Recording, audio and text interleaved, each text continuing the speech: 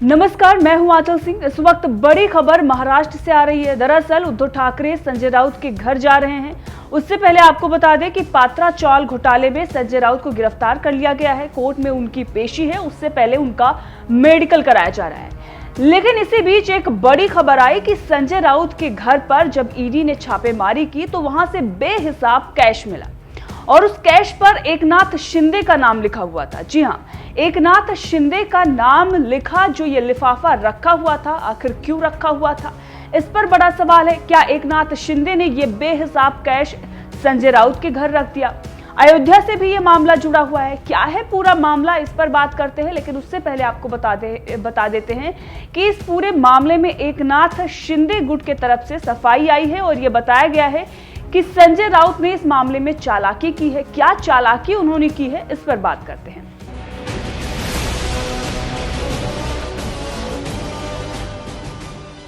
जिस प्रकार से झूठी कार्रवाई, झूठे कागज, झूठे विधान लोगों को मार मार कर पीट कर बनाए जा रहे हैं, ये सिर्फ महाराष्ट्र को कमजोर करने के लिए।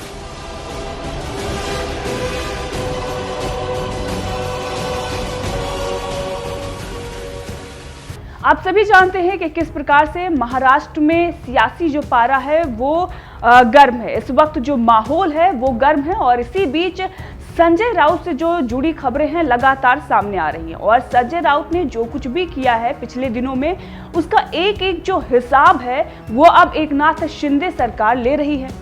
जब संजय राउत के पास सत्ता थी तो वो बड़ी बड़ी धमकियां दे रहे थे और लोगों को डराने धमकाने का काम कर रहे थे। लेकिन आज वो भले ही बड़ी बड़ी बातें कर लें लेकिन वो बेबस और लाचार नजर आ रहे हैं। उनके मां के साथ जो उनकी तस्वीरें आई हैं वो देखकर साफ पता चलता है कि किस तरीके से संजय राउत टूट चुके हैं, हार मान चुके हैं। वो भले ही कहें कि हम समर्पण नहीं करेंगे, सरेंडर नहीं करेंगे, लेकिन उनका फेस जो है, उनका जो चेहरा है वो देखकर साफ पता चल रहा है कि संजय राउत पूरी तरीके से टूट चुके हैं। एक मामला नहीं है, सिर्फ भ्रष्टाचार का मामला नहीं है, रेप की धमकी देना, गाली गलौज करना, एक महिला को प्रताड़ित करना और तमाम मामले जो हैं संजय राउत पर लग चुके हैं। संजय राउत चारों तरफ से घिरे हुए हैं इस वक्त।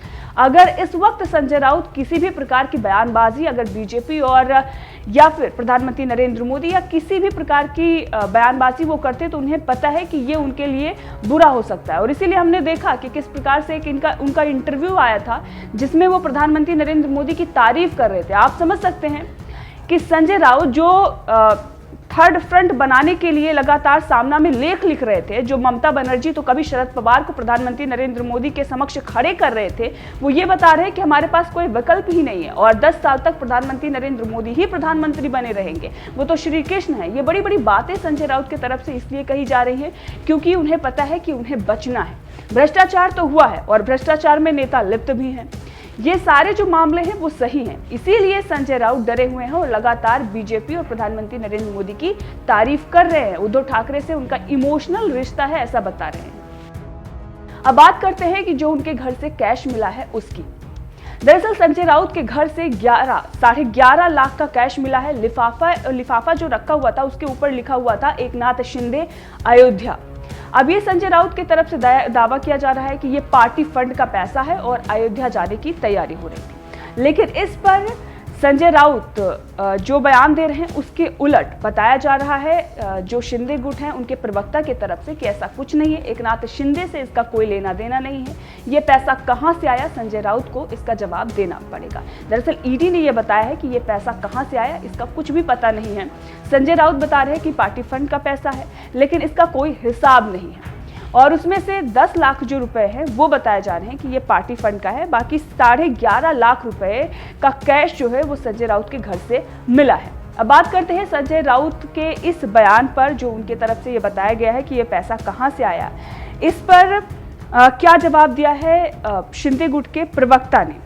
एकनाथ शिंदे गुट से जब इस मामले में सवाल पूछा गया तो उन्होंने कहा कि संजय राउत की ये चालाकी हो सकती है। एकनाथ शिंदे गुट के प्रवक्ता दीपक केसरकर ने इस मामले को लेकर जवाब दिया। उन्होंने कहा कि संजय राउत बहुत होशियार हैं और हो सकता है कि उन्होंने जानबूझकर एकनाथ शिंदे के नाम पर 10 लाख रुपए रखे हों।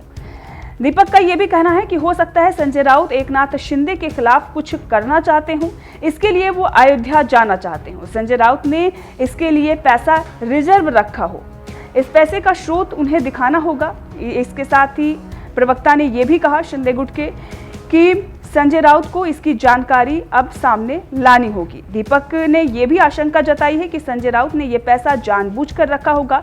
इस पैसे पर अगर संजय राउत ने जानबूझकर एकनाथ शिंदे का नाम लिखा होगा तो ये किसी को पता चलेगा नहीं, क्योंकि वो बहुत होशियार हैं और बुद्धिमान भी हैं, वो कुछ भी कर सकते हैं। दीपक केसरकर ने यहाँ पर यह स्पष्ट कर दिया है कि एकनाथ शिंदे का इस पैसे से कोई लेना देना नहीं है। उन्होंने कहा कि हम लोग जब गुवाहाटी में थे तब भी आरोप लगाए गए थे कि विधायकों को पैसे दिए गए हैं। हमने तब भी कहा था कि हमारे होटल के कमरों और घर की तलाशी ली जाए। इस बीच औरंगाबाद में एक मीटिंग में बोलते हुए एकनाथ शिंदे ने कहा था कि संजय राउत के घर मिले पैसों पर मेरा नाम है तो उनसे ही पूछ लीजिए। उन्होंने कहा कि गैर जरूरी बातों में नहीं पड़ता हूं। आपको बता दें कि जो ये पैसा मिला था, दावा किया जा रहा था कि ये अयोध्या जाने की तैयारी हो रही थी और ये पैसा जो है पार्टी फंड का है। दरअसल संजय राउत के भाई ने इस पर जवाब दिया था, उन्होंने ये बताया था।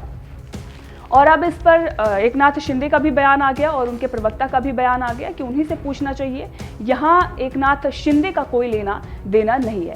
लेकिन इस वक्त की बड़ी खबर यही है कि उद्धव ठाकरे संजय राउत के घर जा रहे हैं और उससे पहले ईडी के छापेमारी में ये जो कैश बरामद हुआ है उसका भी अब खुलासा हो चुका है कि वो एकनाथ शिंदे का नहीं बल्कि संजय राउत का है और संजय राउत को इसका हिसाब देना ही होगा। बहरहाल इस खबर को लेकर आपका क्या कहना है, कमेंट करके जरूर बताइएगा।